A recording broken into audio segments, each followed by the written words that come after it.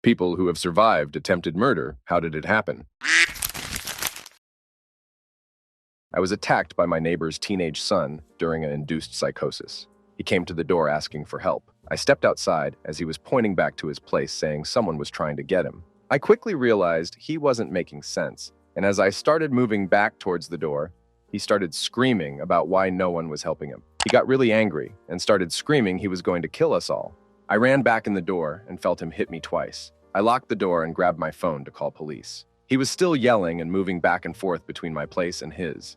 It wasn't until police arrived and detained him that I went back outside. That was when I realized I wasn't just sweating from fear, but my entire back was in blood. What I thought were punches was actually him beating me twice with knife. Very ugly scars, but fortunately no long-term damage. Story 2. Had a crazy, violent ex-boyfriend who kidnapped me. He was high and lose his grip on reality. Literally, beat me because he was convinced I was cheating on him with ghosts and shadow people. I finally was able to break up with him, but he found me, forced me into his car, drove me out a back road and beat me from sunup to sundown. Then he drove me back to his house, where the violence continued until I pissed myself and woke up the next day. Damn creep actually cuddled up to me after he put me out. At one point, he put a loaded gun to my temple, told me to close my eyes and think about all of the bad things I've done in my life and why I deserve to die. But I didn't. All I thought about was my daughter, people I loved, people I hadn't seen in years, and just happy thoughts. I couldn't tell you if 30 seconds went by or 5 minutes,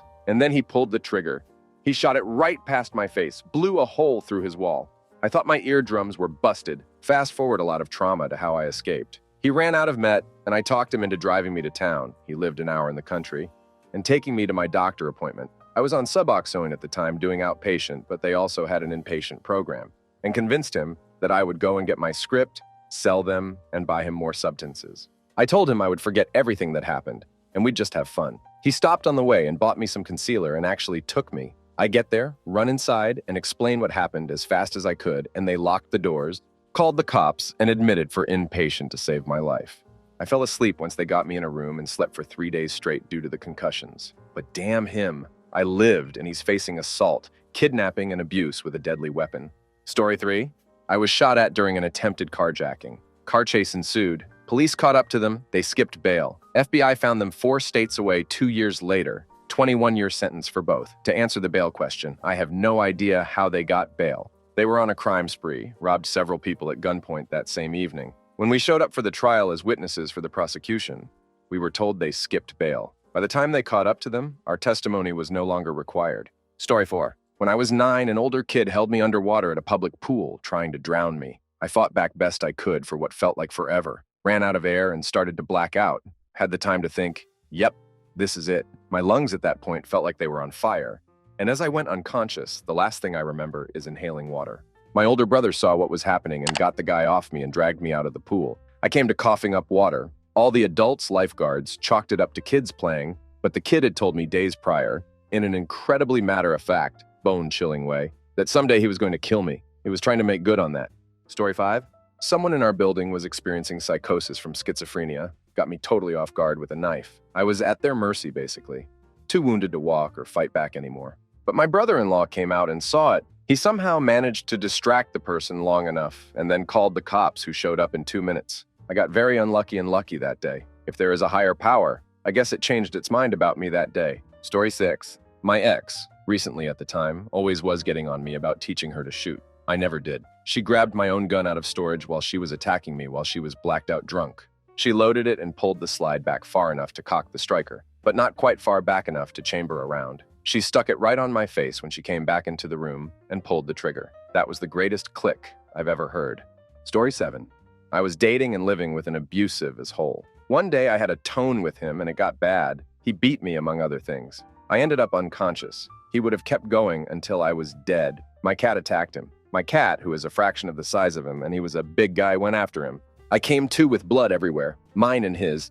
The door closed and him cursing in the bathroom, and my little tortie purring with her paws covered in his blood. We got out, and many years later, she's as spoiled as can be and still very, very loved.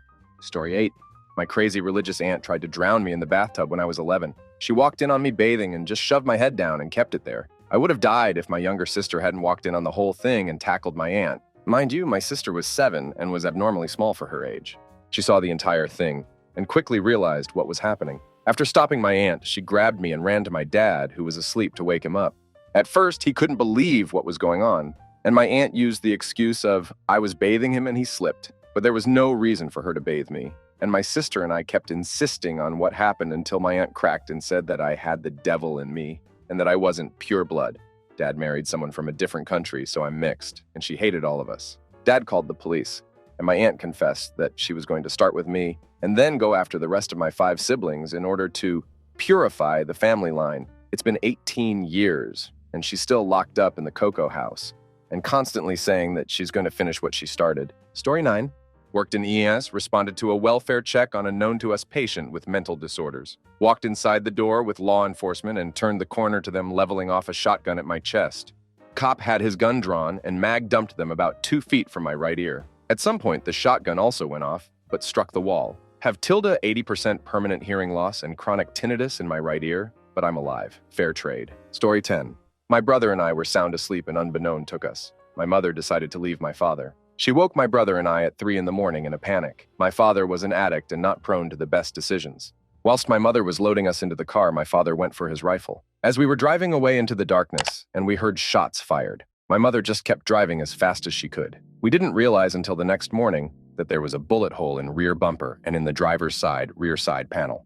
Story 11. This is more of an almost falling out with a roommate over a girl. All of our friends took my side and saw him being an idiot, so he lost everybody. He came home furiously drunk while I was sound asleep and was seen by our 3rd roommate scrambling through kitchen drawers. I woke up to 8 stab marks in my bedroom wall. I guess he changed his mind. This is getting a lot more attention than I thought it would. Kind of freaks me out now, thinking I was in actual danger. I think back then I just dissociated and removed myself from the situation.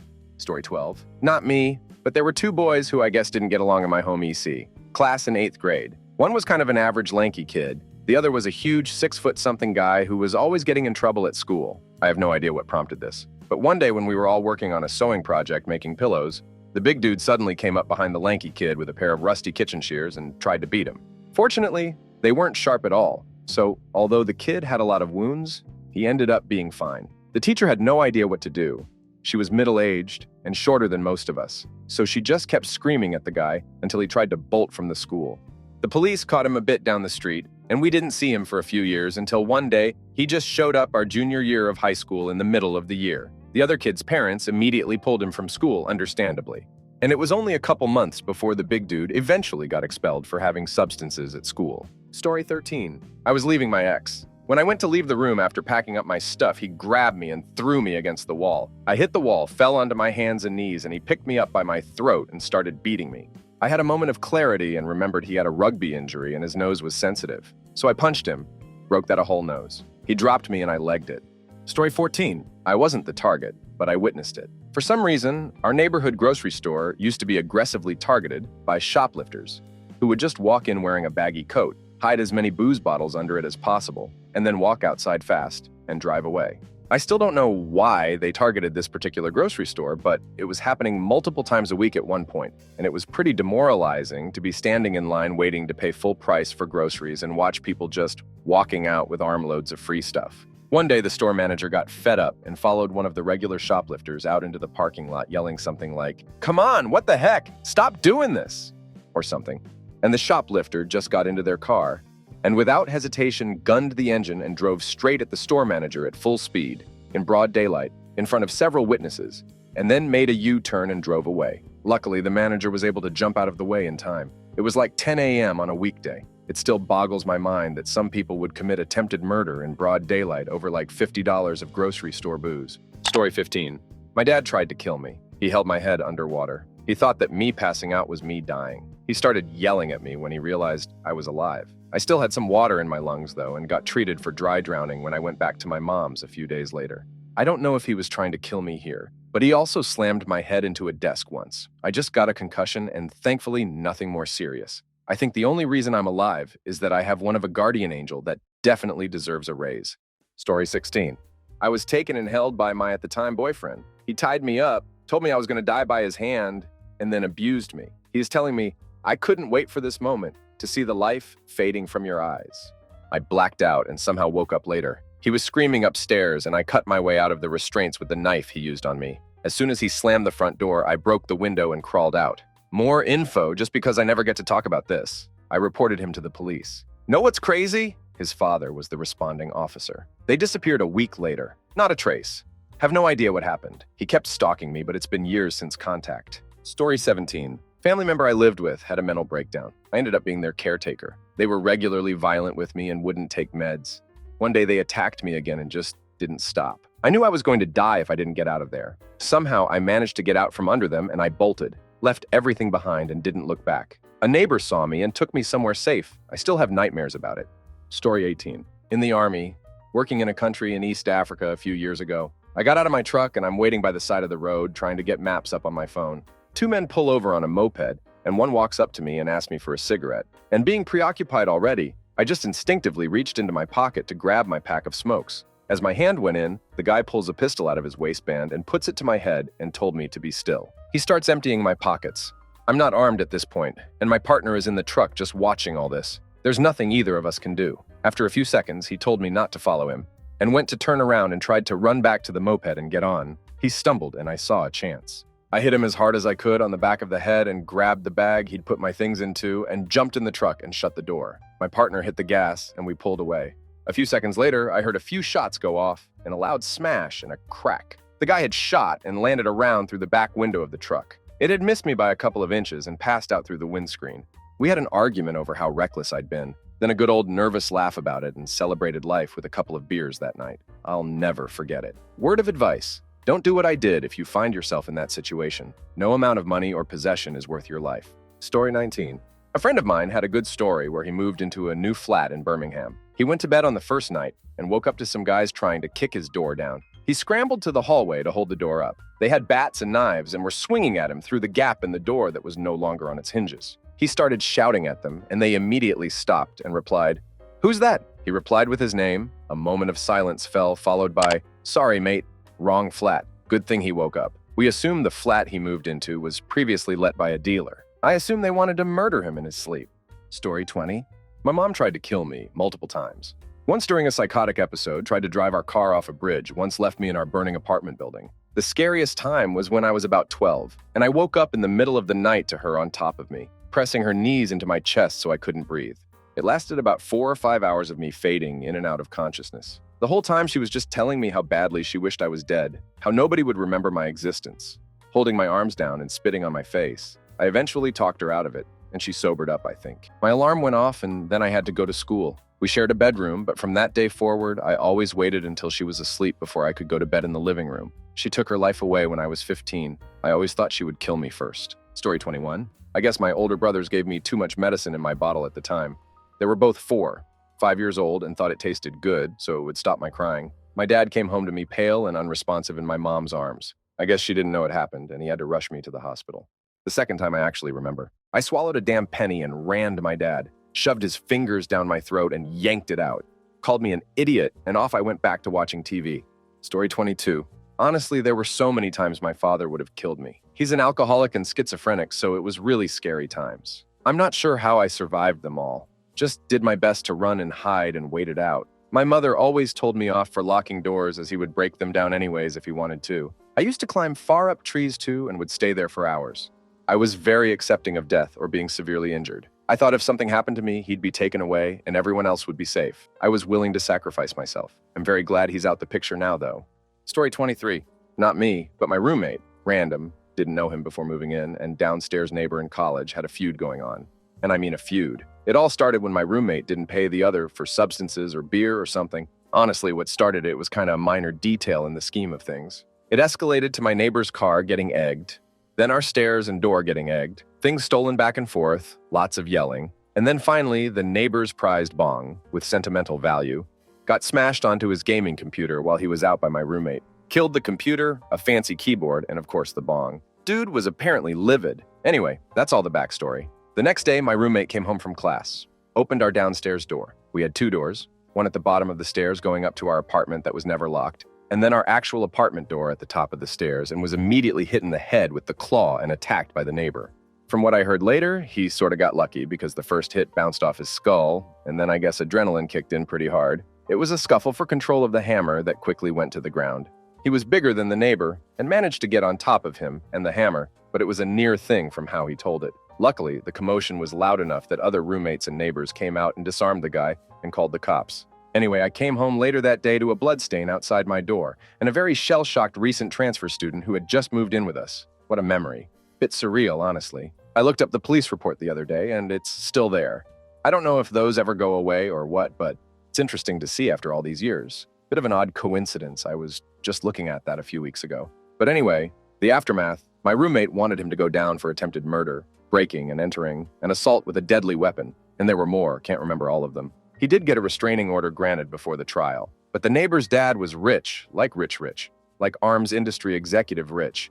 So the neighbor only spent one night in jail, and the charge ended up being felonious assault. His dad's lawyer called in that night or something, I guess. I never really got the details, but basically I think it was a case of no priors, and the other party, my roommate, also committing crimes preceding the assault, destruction of property, etc. Anyway, not long after that, the neighbor's dad, legal counsel, settled the matter out of court with my roommate. Not sure how much he got or how that played out, because by that time I had broken my lease and moved to a new apartment, with one of the neighbor's roommates, no less, who also wanted to get away from the situation.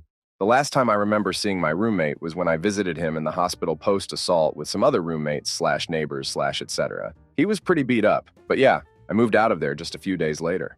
As a personal aside, that was an unfortunate turning point in my college career and marked the beginning of a slow decline until I finally gave up and dropped out a few years later. You can see the turning point on my transcript. It's pretty stark. A part of me will always wonder how school might have gone if that year hadn't thrown me so off balance. Story 24. I was on a motorcycle. Dude in a car rear-ended me with an intention to run me over when I overtook him. I went sliding over his hood and he sped off. He was identified and booked for hit-and-run cues. He didn't stop the car. End of the day, I walked away, not literally, with a broken fibula and a wrecked bike. Story 25. Had been dating a guy for 4 weeks, and he lost his mind while we were driving to his sister's house, which was kind of close to edge of the middle of nowhere. He was crazy and was insisting he saw me kiss my friend's boyfriend before we left to get together. I honestly have no clue what he was on about to this day. I kissed no one. So we get to his sister's and it's late. His sister and her giant-sized husband were asleep. We got out of the car and he was still ranting. We had bought some beer right after we left, so he grabbed 2 from the car. We are standing outside the car and I'm trying to convince him to calm down and that he was mistaken as I hadn't kissed anyone. Suddenly he crashed the unopened beer into the side of my head and I was knocked out. Woke up to him abuse me right there on the ground next to my car. When I came to, he started beating me and telling me I deserved to get ducked and I should have him weeks ago. We hadn't had sex yet. He climaxed and started to calm down. He let me stand up. I was still naked at that point. He had stripped me while I was passed out. Then I started running naked for my car, hoping the keys were still in it. He chased me in circles around the car while I told him I'd screen and wake up his brother-in-law to come help me. Eventually, I opened the door on the passenger side of my car, jumped in and locked the doors. All the while he is chasing me, telling me he will kill me. I climbed to the driver's side and thankfully my keys were there. I started the car as he used a rock to break the back window. I peeled out of there and left him in the dust from the gravel and dirt road. He started calling my cell phone, leaving messages that he knows where I live and he will kill my family, then me. So I was too afraid to go home and too ashamed to go to the cops at that point. I had been drinking and I had a slight buzz, but was now completely sober from adrenaline, but knew I might fail a breathalyzer. I was young and afraid I would go to jail for driving while intoxicated. Plus he had buddies who were in the local country-ass police force who I was afraid wouldn't believe me. He hadn't drank at the get-together, so he could be my designated driver. His psychotic behavior was while he was sober as far as I knew. I called a friend crying and explaining the whole thing. Her and her husband insisted I come there because he had never been to their house and didn't know where they lived. They insisted I would be safe there. She brought clothes out to the car for me to put on as I'd told them I was naked. I took them up on their offer. By the next morning, I had 81 missed calls and voicemails from him. One would be about killing me and my family, and the next would be him saying he was sorry and he loved me after only 4 weeks, and to call him back. Then he would go back to wanting to kill me in the next voicemail. It was beyond scary and crazy. My friends convinced me to take my phone to the police, as I now had evidence of what happened. He talked about how he was going to abuse me again in the voicemails, which incriminated him by admitting he had already abused me. I also had a big goose egg and bruise on the side of my head where he hit me. I went to the cops. I found out he was already on parole. I had no idea he had a criminal history. They arrested him, sent me to the hospital for treatment. His sister and brother-in-law called me after I filed charges, and he was arrested. It turns out he lived with them because that's where he registered his home after being paroled from prison. He had a drug habit as well. His sister was never brave enough to turn him in for the substances because she was afraid of him, and her husband was a truck driver who was gone for long periods of time, leaving her home alone with the psycho and her children. She thanked me for being so brave and told me she blamed herself for what he did to me because if she had just turned him in to his parole officer, he would have been locked up before he hurt someone. His brother-in-law then took the phone and asked me if I knew anything about his prison stint and the charges that got him there. I didn't know, so he told me. He had kidnapped a 19-year-old girl, tied her to a tree, abused her. He thought she was dead and left her there. Eventually, she woke up and someone heard her screams for help. He only did 18 months for that before he was let out for good behavior due to overcrowding. He's in prison under the 3 strikes law now.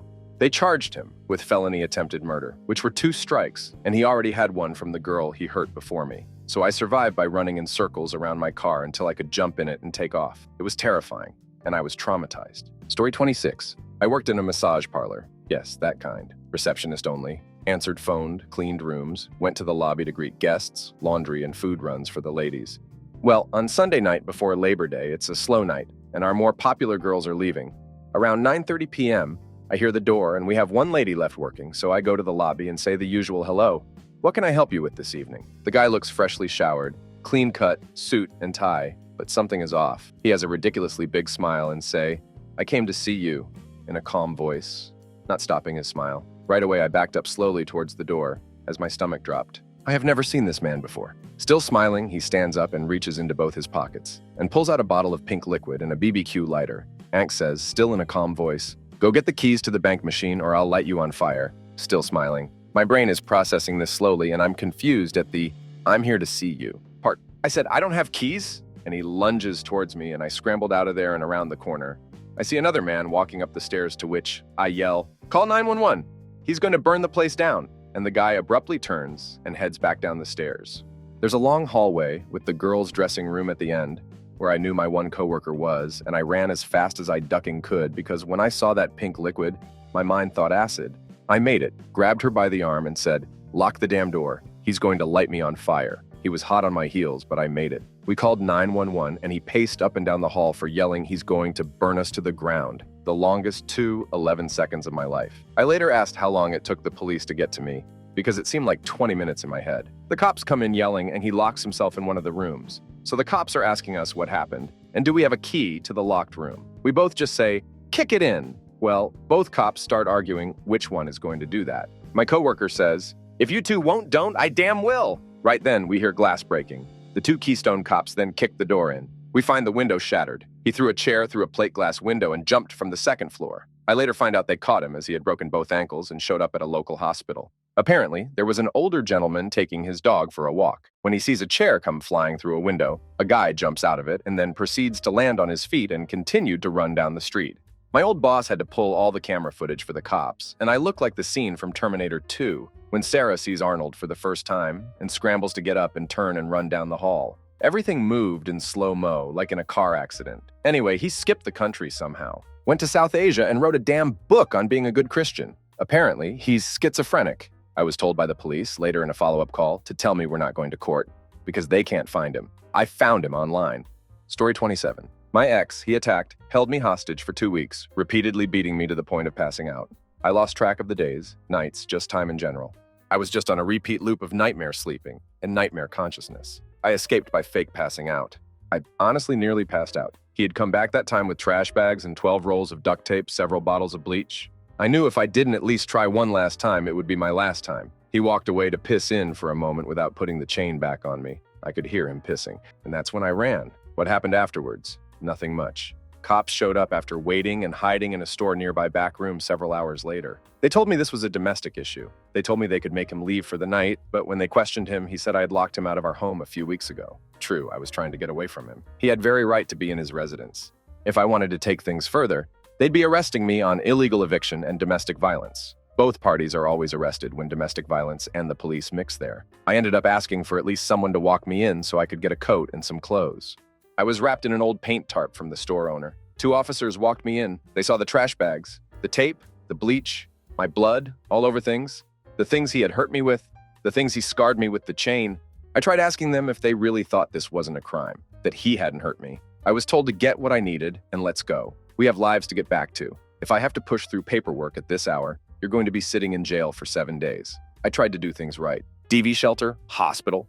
Damn the greedy gits that make you pay for your own kit, and damn crap police departments that then lose it months later. Damn you both. Spent money I couldn't afford for emergency housing, a failed row, etc. But I did at least get away alive from my ex. He's still stalked me and the family I have now, the last 15 years. I live somewhere now where it's very friendly to castle laws, and small town enough that it's been easy to make the right friends in law enforcement. This is about as much justice as I'll ever get, but it's not nothing at least. Story 28. I was 17 years old. I grew up in a house with an abusive stepdad. One day I decided that enough was enough, and I fought back. We got into a fist fight. I was winning in a fair fight, so he started fighting dirty. He bit me and slammed me through our living room wall. I thought he wanted to kill me. Anyways, my brother came up and rescued me in the fight. It was then 2-on-1, and I got his back to me and I hit my stepdad and he passed out. My mom divorced him soon thereafter. Story 29. I was riding a mountain bike in a bald eagle protection area. Kind of like a miniature national park with trails and stuff. Bald eagles are super protected in my country with prison for killing them and massive fines for even having a feather. I rode out of some trees and on the other side of the river, there's a guy sitting on a truck with his friends shooting at eagles. He started shooting at me and I turned around and rode back into the trees. The river was pretty wide, so I don't know how much danger I was in, but all I could do was leave. I didn't have a cell phone, which was pretty normal back then and probably wouldn't have service out there anyway. For all I know, they probably got away with it or killed an eagle. Story 30. I don't know the intentions if it was murder or takedown, but I grew up next to a canine cop, and he usually had his German Shepherd police dogs hanging out in the front yard. They were well trained, so kids would go by in the neighborhood and they'd just sit there. One day I was waiting for the school bus, which was in front of their home, and I saw 3 police dogs in the yard. I had only seen 2 before, so I was staring to try to make out which one was new. Suddenly, one of them barks, gets into position with its ears up, and stared straight at me. I had a bad feeling, so I started running to my house, which was literally right across. I just had to sprint past my front yard grass. The dog started chasing me, and suddenly I feel my whole body get dragged to the ground. His teeth bite down on my shoe. He shook his head back and forth and ripped my shoe off. My mom comes running out screaming, and the dog immediately ran back to their yard. The policeman came out yelling at the dog and started apologizing, saying the dog that attacked me was still a trainee. Ever since then, I've always had a huge fear of German Shepherds, and I used to watch the show cops and get upset when they would release the police dogs on suspects and just let the dog rip their legs back and forth. It makes me sick. Story 31. My mother's husband got home drunk and tried to kill me 3 times in the same day. We got in a fist fight. I was 12 at the time. He pulled out a knife.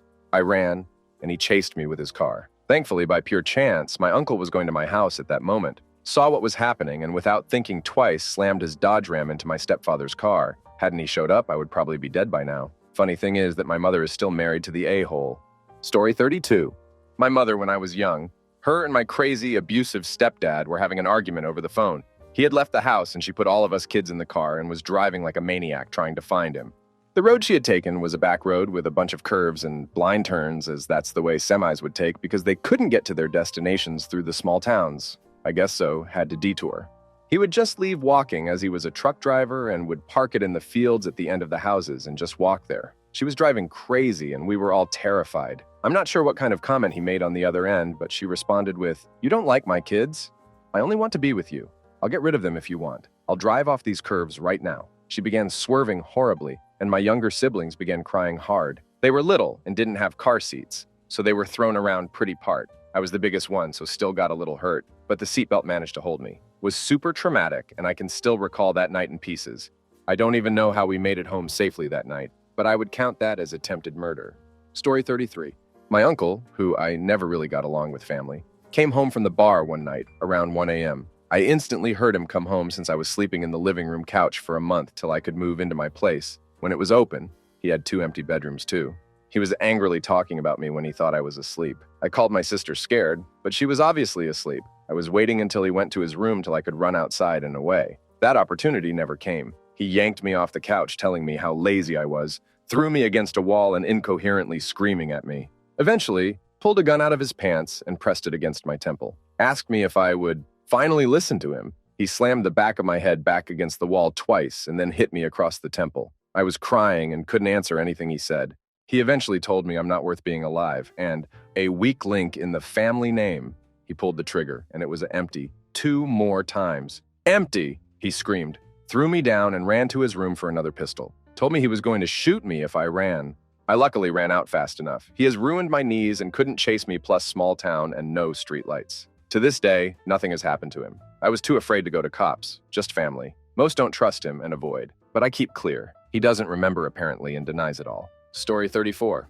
Guy who abused me didn't like how much I was screaming for help. I fell unconscious and he let go of me. He was talking to himself in some kind of high, like I really did it. I bashed his head with something from the nightstand. Couldn't tell what. Was heavy, made a satisfying sound crashing at the back of his head and stopped him from following me, and flew his flat.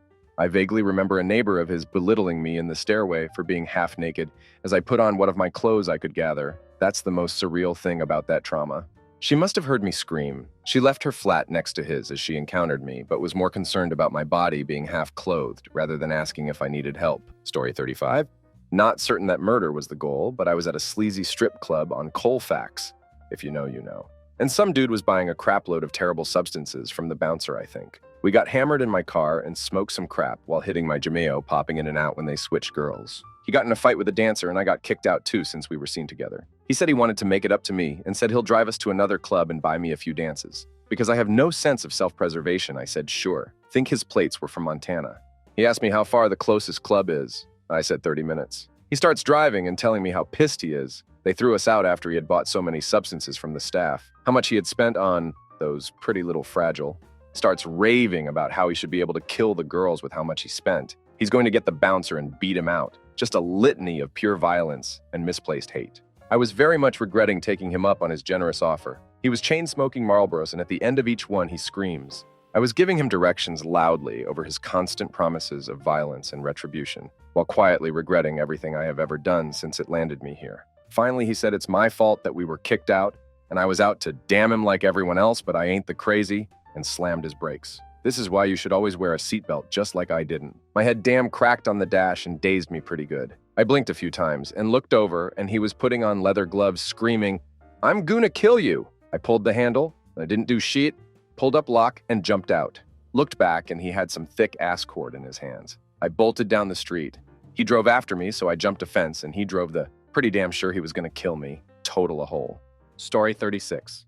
My dad tried to beat me to death at 18, the culmination of years of violence directed at me. He'd hired a private investigator to follow my mom, who'd divorced him 2 years earlier. I told him the decent thing to do would be to leave her alone and move on. He went purple in the face and launched at me, throwing his hands around my throat. For a split second, I thought he was doing the old Homer Simpson, throttling, nothing more. But I quickly realized he was forcing his thumbs down onto my windpipe with intent. I felt my eyes bulging in my sockets, so I brought my knee up to his stomach as hard as I could, broke free, and left the house. Spent the next few months sleeping in underground car parks and ditches until a friend found out and took me in. He's never apologized, he's never so much as acknowledged it. Story 37. Lots of surgeries. I was literally sleeping at a lady's place whom I had just recently met. No mention whatsoever of psycho ex-boyfriend. Woke up in the hospital, my nose was so broken they had to do emergency surgery. He beat me with a damn rain stick, which years later I think is pretty funny because it had to have sounded really comical during the affair, but at the time wasn't funny. Upstairs, neighbor heard the woman screaming and called the cops, and according to witnesses, they were there in like 6 minutes.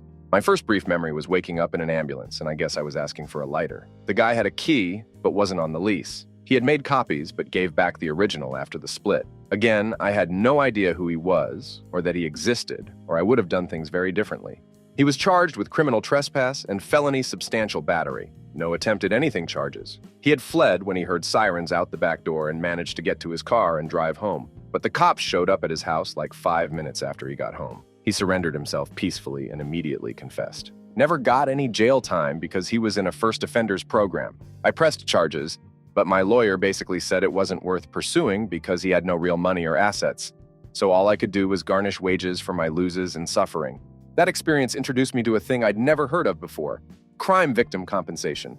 I didn't get any money per se, but I didn't have to pay a penny for any of the facial reconstruction surgeries. I missed about a month of work, but never received compensation for that, though friends and coworkers definitely helped out. One of my favorite bars had a fundraiser for me that raised like $800, which pretty much just paid my rent and utility bills for the month of work I missed. The guy ended up with 3.5 years of probation, and in addition to whatever the FOP had him doing, anger management, etc., he wasn't allowed to go out drinking. I wanted to sweep it under the rug and have it not be some big thing until like 4 months later, when a friend sent me a video of him drunk at a bar we frequented bragging to a bunch of his friends about how close to killing me he was. I didn't take it to the police, though I could have and should have, but instead distributed it to all of the cool bartenders. I'm one, and we have a pretty tight-knit community in the city I live in, and he got lifetime bans from pretty much everywhere.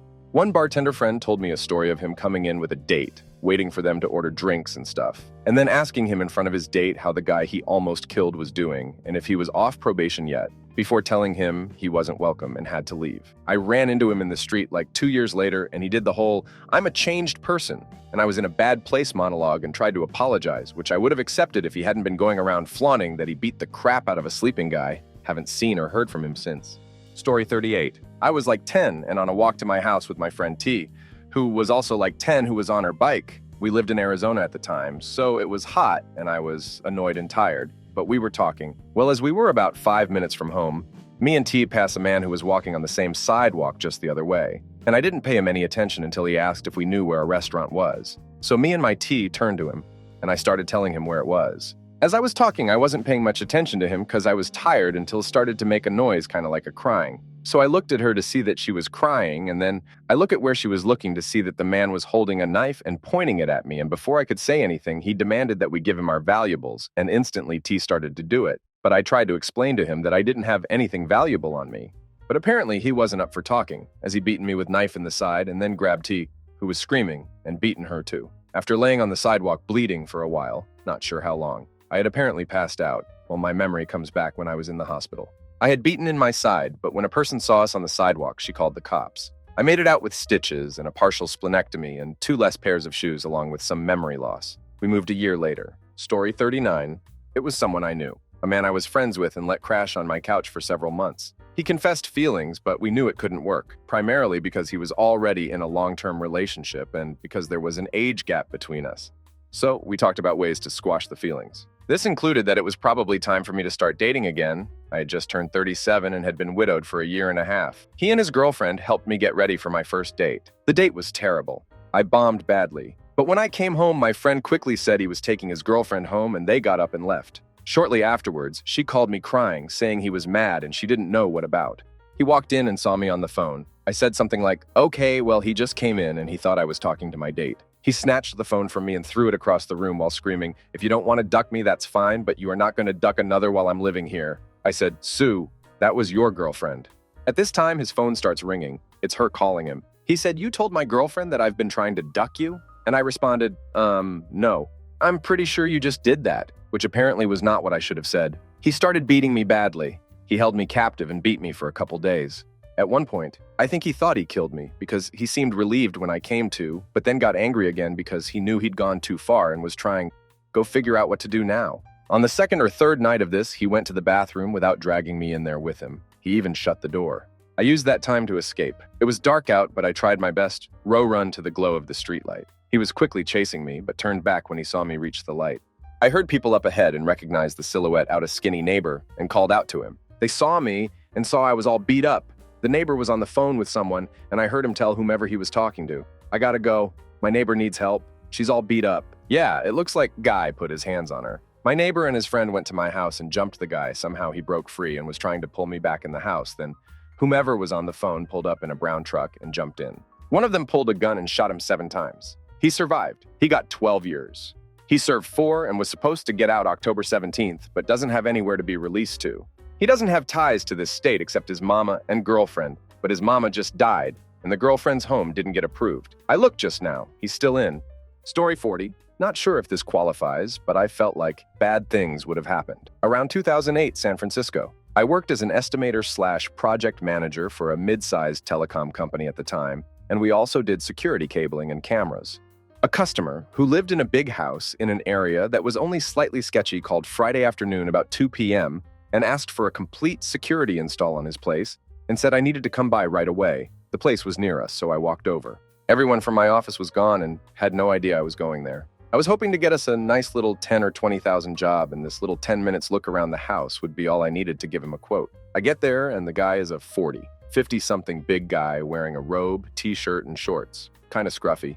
Brings me in and starts pointing out where he wants cameras, and there are a couple of other guys there. One kinda on the small side. Well-built, but only about 5 or 4 inches dress shirt kinds unbuttoned.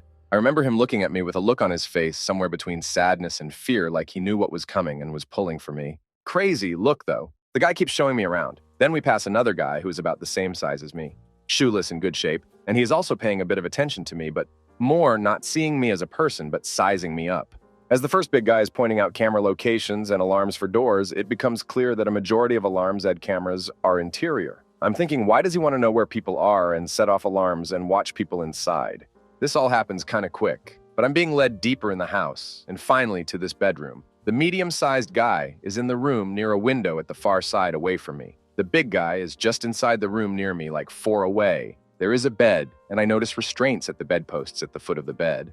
The medium guy is near the window and is motioning for me to come into the room to look at the window. I'm still just outside the doorway in the hall. The big guy says, "Come in here and take a look," and is motioning for me to come in and look at the window at the far side, just like the medium dude is doing. Starting to internalize my conversation and think something is wrong, and as I place my hand on the door frame, I see the door frame has locks, like multiple locks on the outside, a slide lock, deadbolt, etc., and I now become aware that the little guy is kind of behind me.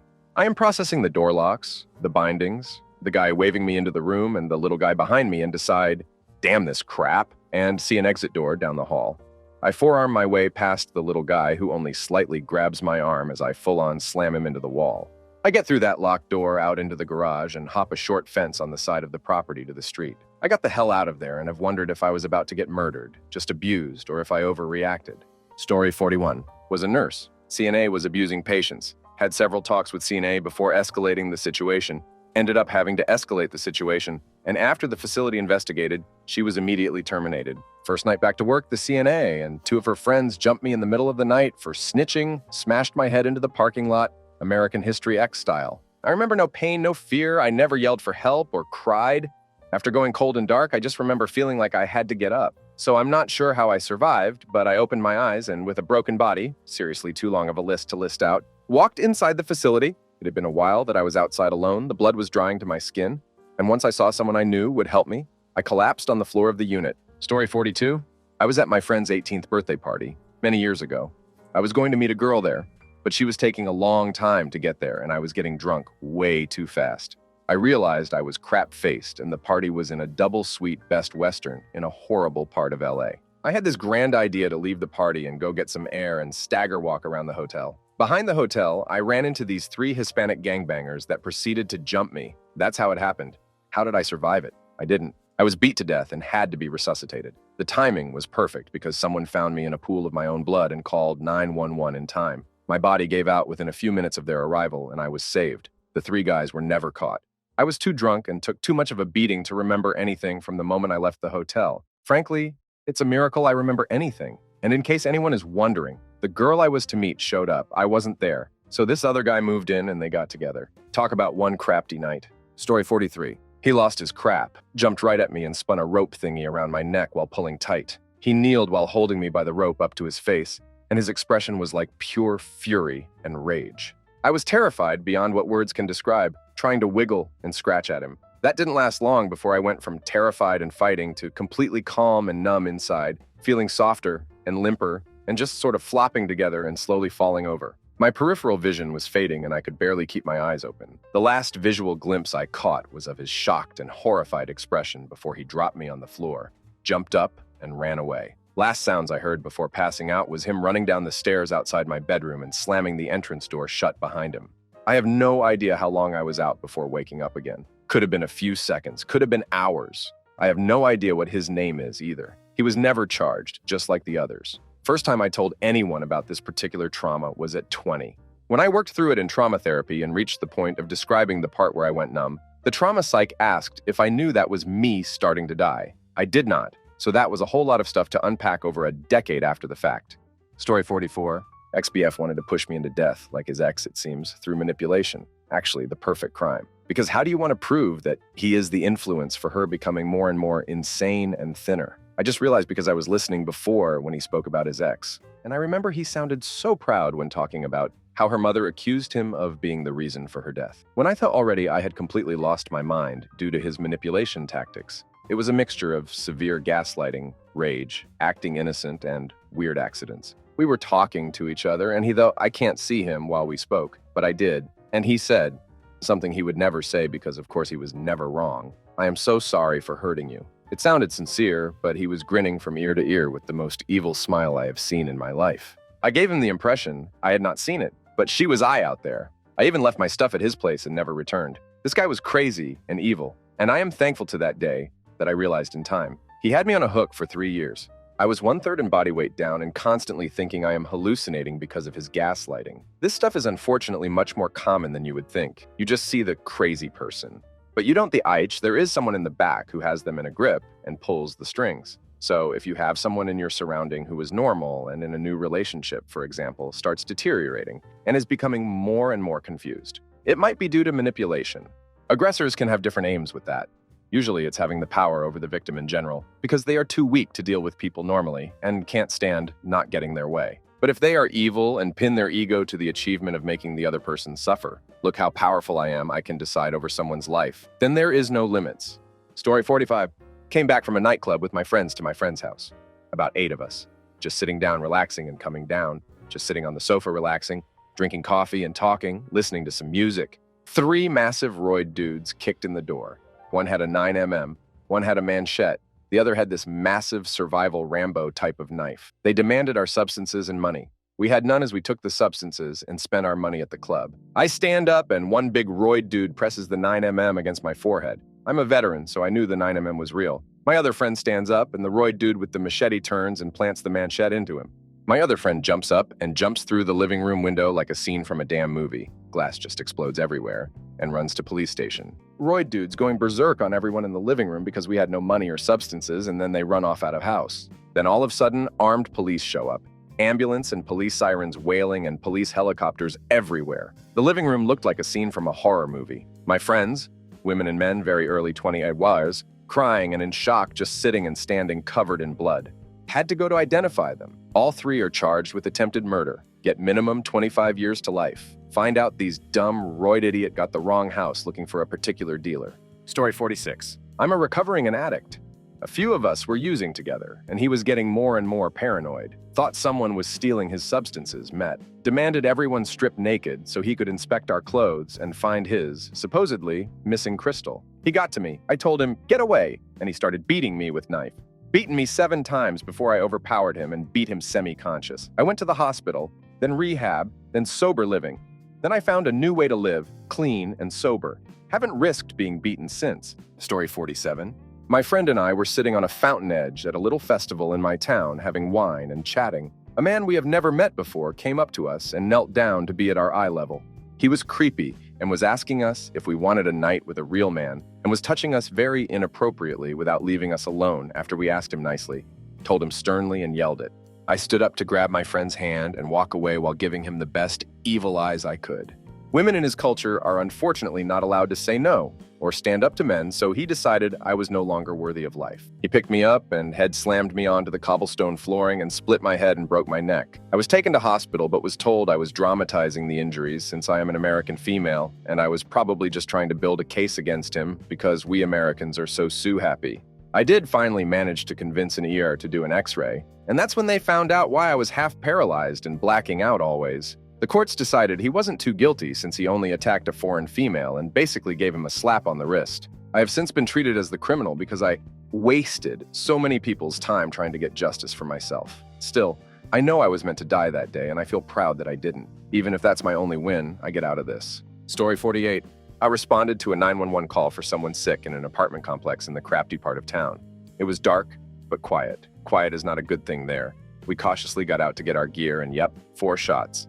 One got pretty close to my head, but otherwise missed us. We hit the deck behind our truck and called for help as we did the math on whether we could get in to drive away safely. More shots, from a different angle. Either an ambush or the shooter is moving. It's a circle complex, so both are possible, and the shooter could easily maintain cover either way. A door opens across from where we're huddled behind the tire and engine block. It's an old lady we run frequently. She starts yelling at us to get inside, so we make a mad dash for her apartment. More shots, more missed. Thank God. They were a bad shot. We relay what's going on to dispatch and wait as the old lady fusses over us.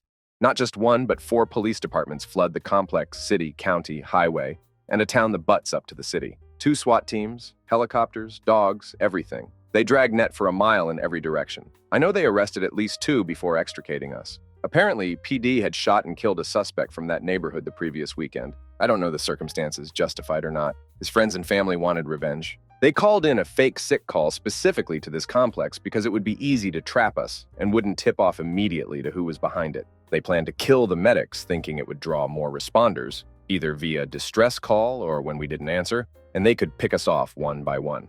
They didn't realize medics in distress would draw an entire police department in heavy gear. This seems obvious to me, but no idea what their process was. Either way, we're fine. We helped that old lady move. She would have been a target for saving us. And now, no one goes anywhere in that neighborhood without police escort. Doesn't matter if it's a fire, a sick call, a nursing home. Every call comes with at least a few cops. So really, they just hurt their own neighborhood. But yeah, saved by an old lady who just really likes the paramedics and wasn't afraid of the hooligans in her neighborhood. Story 49. Never told this story. Bond agent in Virginia picked me up when I was 18 because they wanted my bond money back and didn't want to wait for my court date. On the drive to the jail, they stopped for more beer and left me with one of their guns sitting on the seat. I didn't move the whole time, like at all. Just something made me believe that would be a very bad idea. After a few minutes, the one in charge got back in the car and said, "You got damn lucky." His partner told me that they were behind the car waiting for me to pick it up so they could blow me away. I was in trouble for weed, so this wasn't the kind of thing I was used to. I thought it was a joke. The more time that passes, the less I think he was kidding. Story 50? My ex tried to kill me when I broke things off. I woke up a few moments later. I guess me passing out and pissing myself made him believe I was dead or something, because he stopped. When I finally woke up, I managed to tripped, walked outside where someone helped me. That was 15 years ago. I still think about that day from time to time. Story 51. I made a very stupid mistake of giving a stranger a ride one time. I was 19, young and dumb. This dude asked for a ride while at a gas station. When we got to the house, I dropped him off and he went inside to grab me some gas money. A bunch of methead-looking dudes came out of the house with him, one with a bat or plank or something. They surrounded my car, and one of them tried to open my driver's side door. I pushed on the gas and hit one of them with the car. Maybe ran over his leg, I'm not sure. But I sped out of the neighborhood going about 80 miles per hour down the streets. I'll never forget this feeling like the car was going faster than my soul, which felt like it was rubber banded behind me. I was cursing myself out loud the whole ride, just saying, "Crap, what the heck were you thinking?" In the following days, I blocked it out of my memory like it never happened. It wasn't for a couple of months that I was able to recognize it actually happened. I didn't tell anyone that this happened for like a solid year after it happened. Now, I do not trust strangers, or I always approach interactions with them with a healthy level of caution and skepticism. Strangers have asked me for rides since, and I tell them no. I was almost killed one time I gave a stranger a ride. This happened 12 years ago. I never called the cops because I knew I was a git, and I wasn't sure of the condition of the man I hit with my car. I've actually seen the man I gave a ride to twice in the past year on the street corner, homeless and whacked out of his mind on substances. It was actually 3 days ago I saw him the second time. I'm not afraid of him, but I've thought about hitting him with my car both times.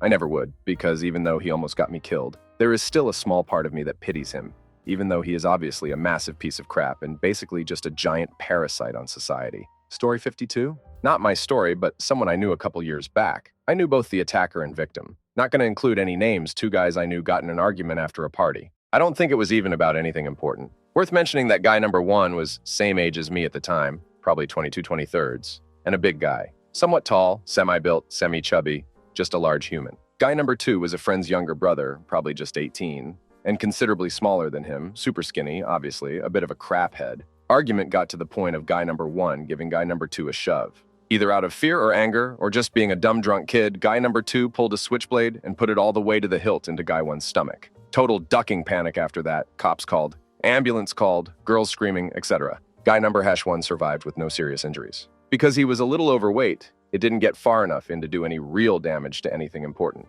Just stitches and some downtime. No idea what happened to guy number 2, never heard anything about the consequences, and feel too awkward to ask the brother about it after the years. Story 53. Actually, I just made it into the front area of my dorm building. A security guard launched themselves over me and tackled the guy behind me and wrestled a gun away from him. I didn't even know he was there.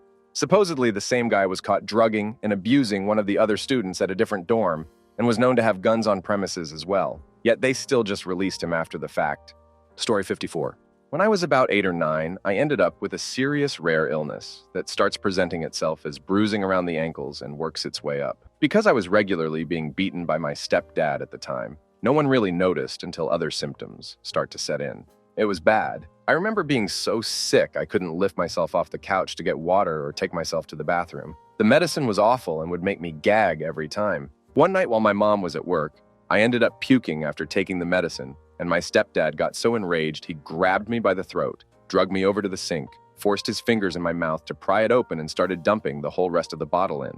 I remember screaming and trying to kick him off me, but he was so much bigger. Both of my younger sisters, one of them being only 2 at the time, heard and came in the kitchen and started screaming and begging for Mom. He dropped me on the floor and left the house. I puked a lot and managed to crawl back to the couch and waited for Mom to come home after midnight. I told her what happened, and she told me I must have just dreamed it, and that couldn't possibly be true. She let him continue to beat me for 5 more years after that. I asked her why she let it go on after, and she said I clearly couldn't tell the difference between discipline and abuse. And since he never hurt her or my sisters, then obviously I was a liar. I can't tell you how many times the school called CPAS because I was going in black and blue and begging them not to send me home. She lied to their faces every time that I was just doing it for attention, and that they could look at the others and see no one else was being hurt. And she wonders why I don't talk to her now. I'm glad he died, and I'm glad it was painful for him the whole time. Story 55.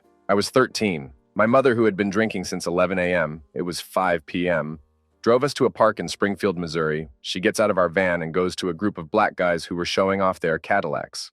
She was arguing with one guy who said, "Get your damn drunk ass out of here." She got back into our old green Dodge cargo van and put it in reverse, stepped on the brake and the gas. The back wheels started squealing, and she let go the brakes and slammed into all the lines up cars. I was in the passenger seat, holding on for dear life. She shifted into drive and started to drive off as everyone in the park opened fire on us. I got a grazing crap across my cheek, and that was the only wound I had. My mom was hit in her left hand. We sped off, and she swerved and weaved all over hitting mailboxes, and then she ran through someone's enclosed front porch. Then down a one-way road that dead-ended at a wall and business section. All the damage to the van caused it not to be able to go in reverse. So Mom made me get out and push the van backwards, and I was in such a state of shock, I was able to push it. I got back in the van, which was smoking and sputtering, but it was still going, and Mom drove around till she could jump a hill and go up an off-ramp into oncoming traffic, then across the center partition and over to the right side of the road into the shoulder. Just as the van died, the gas tank was hit multiple times. There was over 50 bullet holes in the van. Mom was arrested, and I was sent to a children's home. Story 56.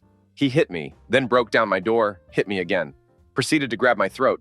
I tripped and fell on my back while he still held my throat, all while berating me verbally. He hit my head on the hardwood floor twice. When my attempts to get him off weren't working and started seeing stars, I realized I still had the key in the hand he wasn't holding down. I used that key to scratch him as hard as I could. He got off and is in prison now. Still have nightmares. Story 57. I pulled up to a residence for a drunk person call, and the dude was in the driveway in his boxers with a small caliber pistol. He emptied the mag at our ambulance and the little volley rescue thing that was there. One of the rounds hit my door right under the window and stopped. We scooted backwards out of there at like 30 miles per hour and waited a half hour down the block for the Blue Canaries to go in. By that time, he was still in the driveway, but asleep. They took him to jail, and I ran 3 more calls before I got to go ops for an hour to write the damn incident report about getting shot at and change trucks so the cops could photograph the Holy One. Story 58. I've almost died quite a few times. Only once was caused intentionally by someone else, though. When I was a really little kid, I think like 5, 7, my family went camping a lot. We camped at one place that had a beach on a lake. I used to make friends with all the kids and would play with anyone. All I remember from this incident is being on the beach with these 2 boys and them holding my head face down in the shallow water and in the sand. I was fighting them hard, and towards the end of the struggle, I was able to turn my head to the side towards the beach, and I saw my dad running towards us. He had the scariest look on his face that I've ever seen in my life, and I'm pretty sure if we hadn't been in a public place that he probably would have killed those 2 boys because he literally grabbed them by their necks and dragged them up and down the beach until he found their parents, and then proceeded to scream and yell at the parents and their kids, who all just sat quietly because he terrified them. Mostly, the image burned into my brain from this incident was when I saw my dad. My face was half shoved in water and sand, and I was screaming, and I don't think I ever felt so much relief in my life when seeing my dad because I was super scared and seriously thought these 2 boys were going to kill me. Story 59. Flinched backward because I saw a guy trying to punch me. A knife slashed my face diagonally from nose to chin and almost caught my eye. Apparently, he was aiming for the front of my neck, but my movement caused him to slash my face. My friend and host brought me in and took care of my face immediately. Went to the hospital and got stitched up. Guy pled guilty and got like 4 years for battery with a weapon or some crap. I could have pushed for attempted murder, but the guy was beaten that night by my friends, and I didn't want it to get any bigger than it was. I mean, he got messed up really bad, and I was facing charges. Guy ended up killing someone years later in an unrelated incident. Story 60. Me and my homies went to park and smoked. The park was in a more or less neutral area, but there were some bloods there as well. I knew some of them and would party with them, but just because I was cool with them didn't mean I was cool with the rest of them. So we got jumped. I took ass whooping with a couple of the dudes who didn't run and leave us. As we're getting pummeled, I couldn't see out my eye, and I was leaking, but I couldn't put two and two together. Well, one of the bloods beaten on my eyebrow. I don't remember what else happened. One of the older homies, cool dudes in his late 30s, found us and dragged us out the street, flagged down my buddy's mom, who took us home. Story 61? My first husband attempted a murder after I told him I was leaving him. He had some severe mental issues and was abusive, mentally and emotionally, but never physically up until then. I came home from work and he started yelling at me. I tried to ignore him, but he pulled out his gun and held it to my head. He looked in my eyes and basically told me if he couldn't have me, no one could.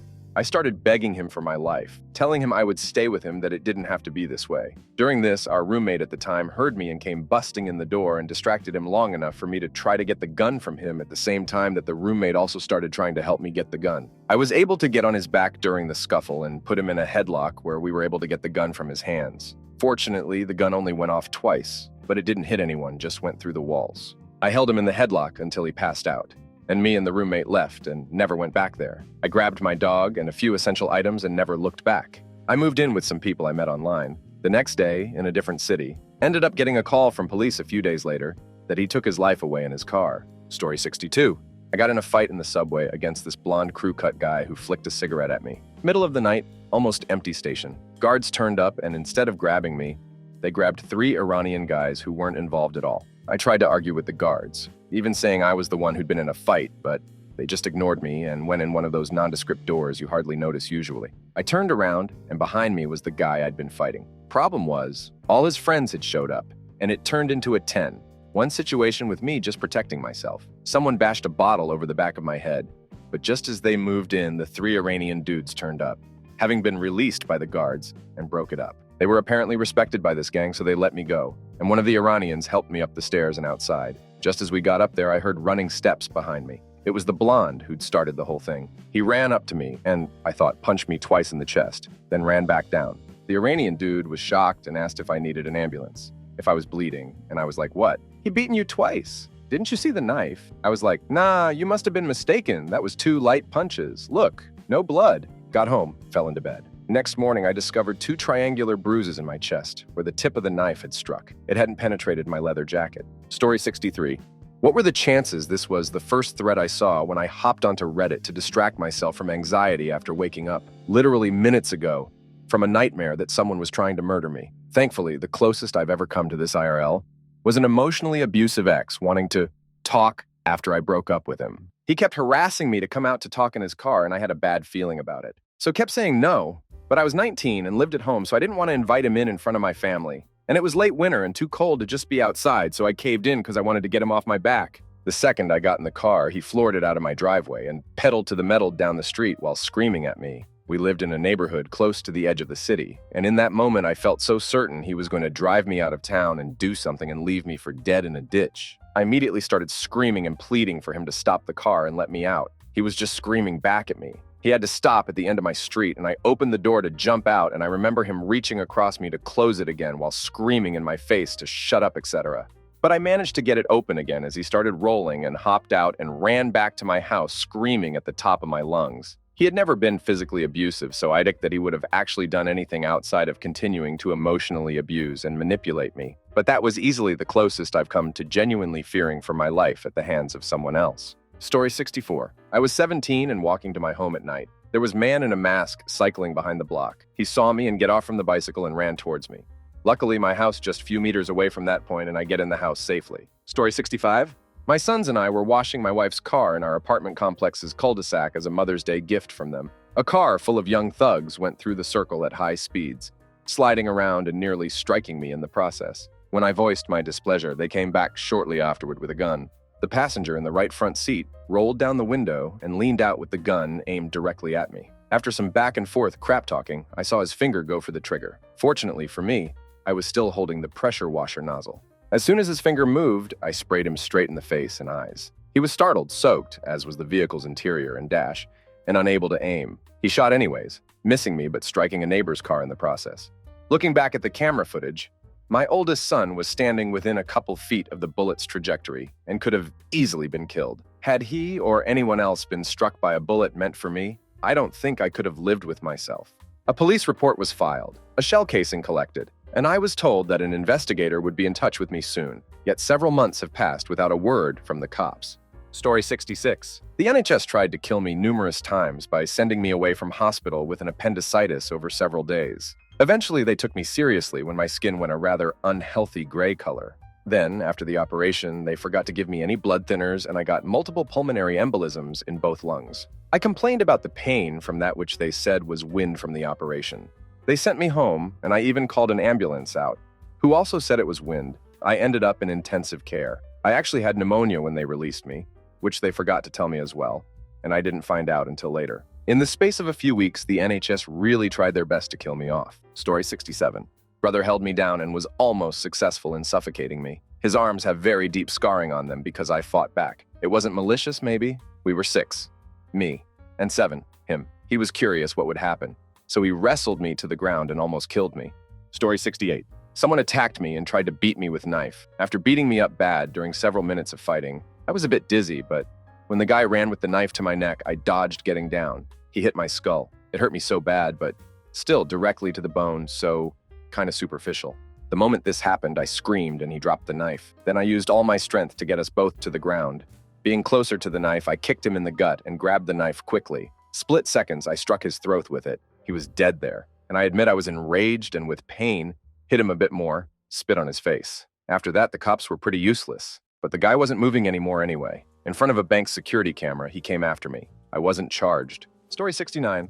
It wasn't attempted murder, but I was working as a night clerk at a downtown motel where they rented rooms by 3 hours on Friday. This big black dude shows up asking for a room to rent, and just his sheer size was intimidating. The hotel is only 2 floors and is L-shaped, and the kinds where it's a big open parking lot and you can park in front of the rooms. I rented the room for the night, and off he goes. 5 minutes later, 3 guys show up in an SUV with 2 more SUV in the lot and show their badge saying they are FBI. Guy is wanted in Virginia for 3 murders and is on the run. FBI hides in the office when the guy all of a sudden shows up to the window and asks for more sheets. My hands were shaking literally, and I thought he was going to shoot my ass. He goes back to the room even before he could close the door. They knock the door down and get him. This was in Birmingham, Al, and the guy murdered 2 in PT blank range per Birmingham Herald. Sure enough, I was spooked for the next week each time someone showed up. Story 70. Well, I just haven't gone to see the family since September or October 2020. Not going for Thanksgiving or Christmas in 2020 and 2021 kept my brother and I from being poisoned by the psychopathic mother. Can safely say I won't be there for either in 2022. Story 71. I called my bud when I was being followed at the mall, and the guys following me ended up beating some other guy after I got into the car. It was on the news later with descriptions of the 3. I had a guy fire a bullet down the street that whizzed past me. Got into a taxi with my friend and left. I stopped a guy from stealing my neighbor's car this week. I had my bike with me, so I could have just smashed them up with that.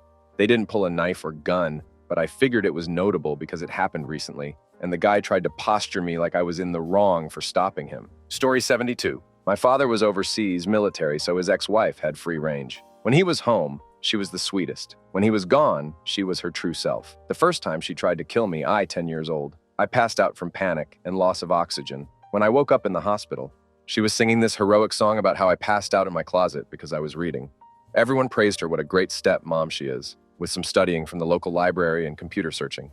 I figured out a better way to survive. That is how I learned about controlling my breathing and heart rate. If you are wondering what I did, I accidentally put red in a white load of laundry and washed it. Story 73. I got stabbed in the stab vest whilst doing security. Point went through, but it was just to the left of my sternum. I needed to go get stitched up afterwards. I didn't even notice he was holding a knife. It happened so fast. I basically got him subdued and we tossed them out of the bar. I thought he punched me or something as it came from my blind side.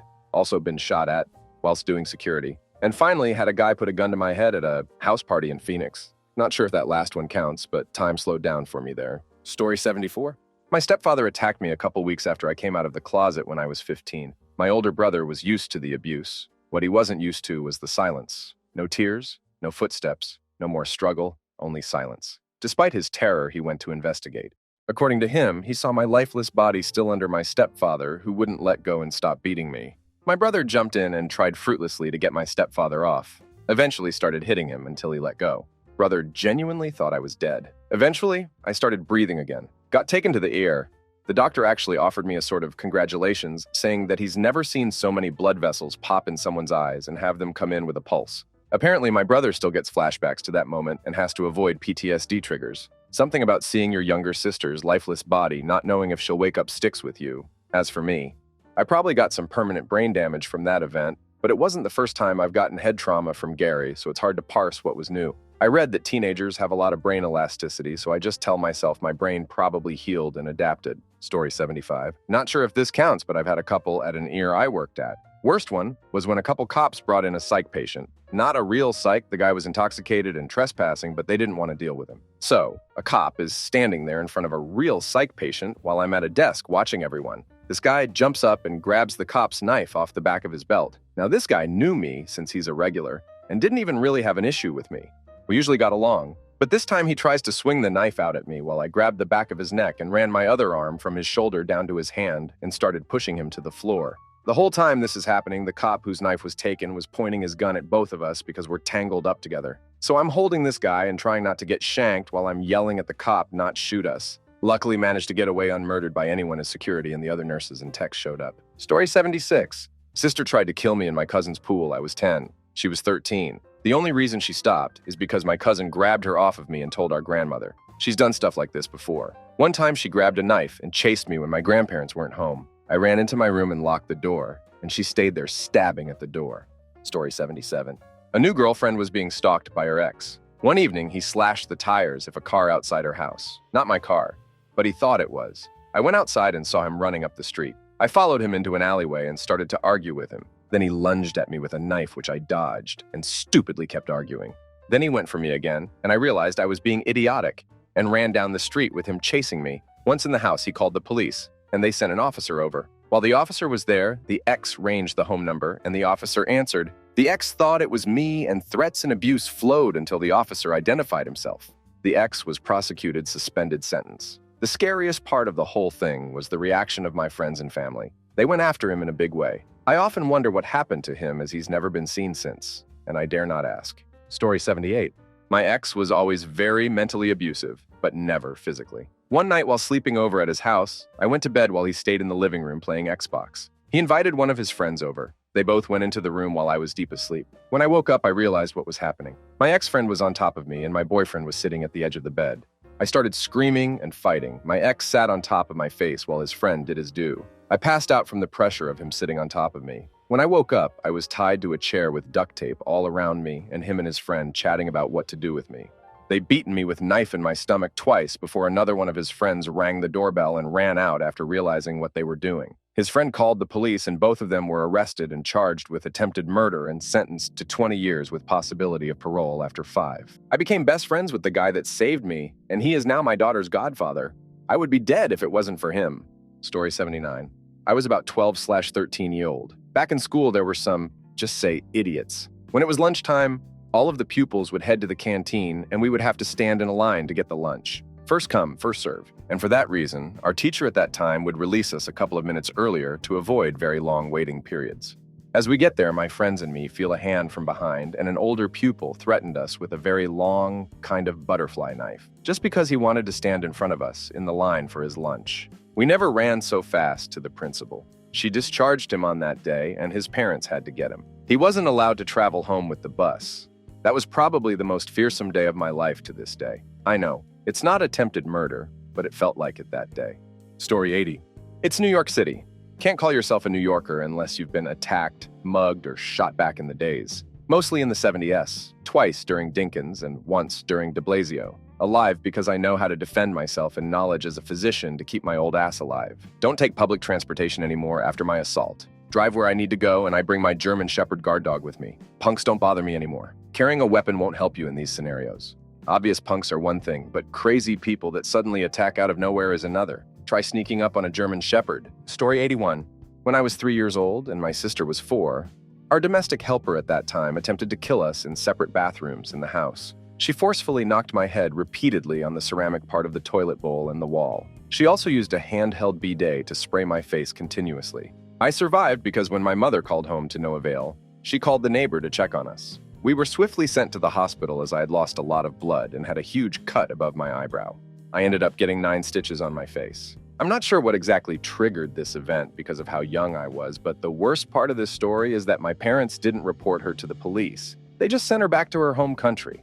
Story 82. I had an apartment in a nice gated community. My girlfriend was coming over after her late shift serving tables. I'm changing into my swimming trunks because we decided to go hang out at the pool when I heard a dude's voice outside of my door. I looked into the peephole and saw this guy standing next to my girl.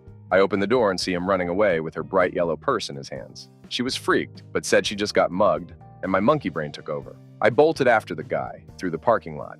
It never occurred to me in that split moment that he would have a gun. While running, he reached behind him and fired 2 shots. Thank God he missed me. I slid down on my knees and hauled ass back to my apartment. The guy hopped in his getaway car and they bolted. My girlfriend was still standing on the stoop, freaking out, crying from the trauma of having a gun heeled to her head and thinking her boyfriend just got shot. Crazy night. Story 83. I'm not sure if this counts, but my first husband was holding me down on a bed with his hands around my throat. I somehow, to this day I still don't know how, got my legs up between us and kicked him off of me. He fell against the door jamb and then ran out of the apartment. Story 84.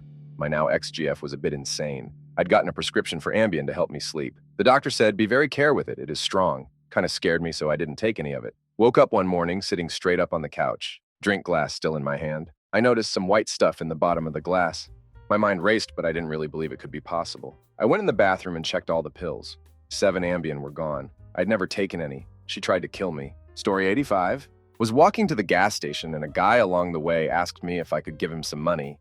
Told him I had none on me, so beaten me with knife, looked surprised, and ran away. Story 86. My friends and ex-girlfriend and I were walking home from a bar. Guy high on substances thought my ex was his ex and tried to run us all down with his car and got my good buddy. But I was able to grab one other friend and myself and dive out of the way.